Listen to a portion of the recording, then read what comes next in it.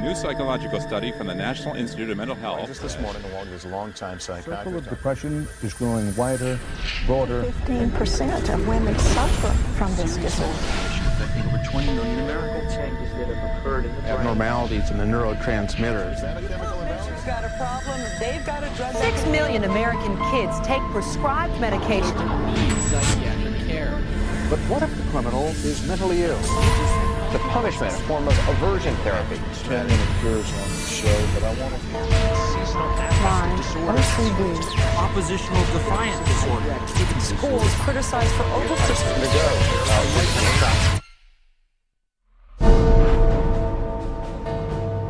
Everywhere you look, there it is. Think psychiatry has nothing to do with you? Think again. The whole field of psychiatry has gotten into every facet of your life. They basically believe that everyone is mentally ill. You smoke too much, it's a disease. You're too unhappy, it's a disease. You're too thin, it's a disease. You're too fat, it's a disease. Where are these coming from? These are coming from the minds of psychiatrists that are dreaming these things up, writing papers and getting published with their names on it, creating these new diseases. First he said that I had ADD. Then he said that I was depressed. Then he said I might be bipolar, but I don't have ADD anymore. And he said, you know, I've been noticing you, and I wonder if you have it too. What they decided is that both my husband and my son had a chemical imbalance that needed to be corrected with a chemical balancer.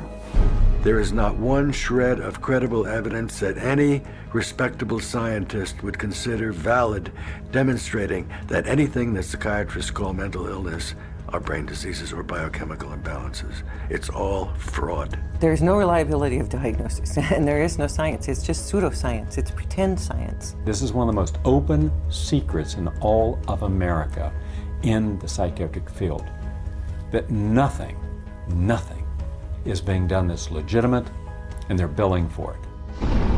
Psychiatrists claim that over 1 billion of the world's population is mentally ill. In the past 30 years, they have prescribed psychiatric medications to 543 million people. And right now, they drug 17 million school children with stimulants and antidepressants. When recently asked about the scientific basis of their profession, those psychiatrists willing to be interviewed offered nothing but excuses. Psychiatric illness is not really illness. How do you evaluate if someone is cured or sick? Cure is certainly something we look forward to. We had no earthly idea how to accomplish. We're not good at causes. We don't know what causes mental illness. But that hasn't stopped them from pronouncing themselves mental health experts and treating people against their will. And the results? This psychiatrist, man who's supposed to work to heal people, has done nothing but destroy this man's life, and in destroying his life, destroying the lives of all of his loved ones. Excuse me.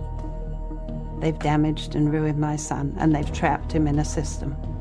The way that they treated him and made him feel like he was worthless. Bryant was being kept dumb and high on Ritalin so that they could make $2,500 per month. He gave me Valium, and I got addicted to it. It wiped out my life. My life has been ruined. My joy has been stolen. She was laying there. She took two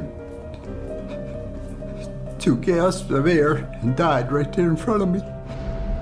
It is really tragic. It's awful. And it's being done for money. That's why it's being done. Oh, it's got to be in the billions. I don't know the exact number, but it's got to be in the billions. It's just unbelievable. This is so big that it boggles the mind. Take the human tragedy you have just seen and multiply it by the millions. In the past 4 decades, nearly twice as many Americans have died in government psychiatric hospitals than in all U.S. wars since 1776. Insurance companies pay out $69 billion every year for psychiatric services, doubling the cost of medical insurance premiums. And while raking in over $2 trillion annually, psychiatrists cannot point to a single cure. Hard to believe? That's exactly what they count on. And as we will show you, it's how they have been getting away with it from the very beginning.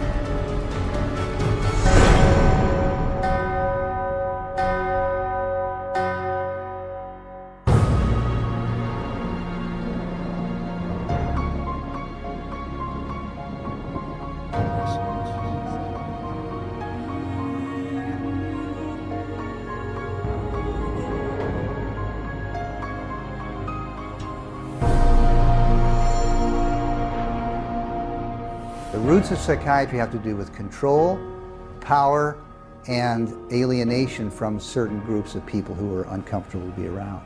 They were locked up in these places to get them out of the way. The history of psychiatry, I think, really is related to institutions.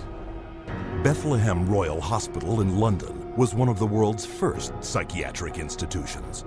Commonly referred to as Bedlam, the hospital was little more than a warehouse for those deemed mad. Inmates were confined to cages, closets, and animal stalls, chained to walls and flogged, while the asylum charged admission for public viewings. In the 18th century, William Batty was the first to promote that his institutions could cure the mentally ill. Batty's madhouses made him one of the richest men in England, though his treatments were every bit as inhumane as those practiced in Bedlam, with not a single patient cured. His financial success triggered a boom in the asylum business and an opportunity for psychiatrists to cash in on this new growth industry. This was an era where, on both sides of the Atlantic, specialized institutions for the mentally ill are beginning to be built in large numbers. Those institutions date back certainly to the beginning of the 18th century, and in a few cases even earlier than that. But the explosive growth of an asylum sector, of asylumdom, as some historians have called it, is very much a 19th century phenomenon. It's that period when the state is persuaded to invest tax dollars in building these places. But while those who ran the institutions were getting rich, psychiatrists yet lacked the credibility to maximize their cash flow. In order to justify their profession, they needed to come up with these biological solutions, or they didn't have any profession. The only way for them to solve that was to attempt to start believing that these people that were suffering from emotional disorders was from a biological basis. Whatever was done to make this person more manageable would be simply called a treatment. And the sad reality is that many of these so-called treatments were, in essence, torture. The near-drowning devices that were developed in this period, for example, must have been appallingly frightening. For example, one device involved putting the patient into a coffin, closing the lid, and dumping it into a bath of water, and then opening it up and trying to revive the patient. There were a range of these things, and the mortality rate was very, very high. Psychiatrists next sought to give credence to their practices by cloaking them in the language of medicine. This repackaging of treatment became known as the medical model. Somebody who's really hyper and manic, if you're wrapped up in a cold sheet and dunked into some water, you're going to quit acting manic because that's a punishing treatment. But as soon as the symptoms started to go away, they started to believe that somehow by wrapping them up and dunking them in cold water, it was draining the toxics out of their body. So they built the medical model around that.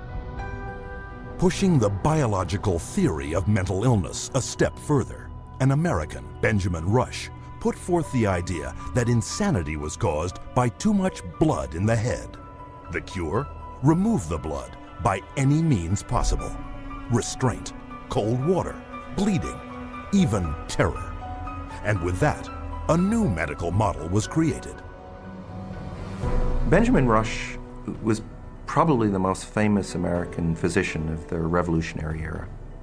Rush was known as the master bleeder. He bled his patients for madness. He also invented something called the tranquilizer. It's a chair that looks a little bit like an electric chair. The patient was confined in this apparatus sometimes with cold water applied to his or her head, for some hours at a time, and Rush announces in a letter that he's invented this new contraption and dubbed it the tranquilizer. Rush's often lethal procedures were detailed in his 1812 textbook, which remained psychiatry's authoritative source for the next 70 years. He was so revered that in 1965, Rush was enshrined as the father of American psychiatry on the seal of the American Psychiatric Association.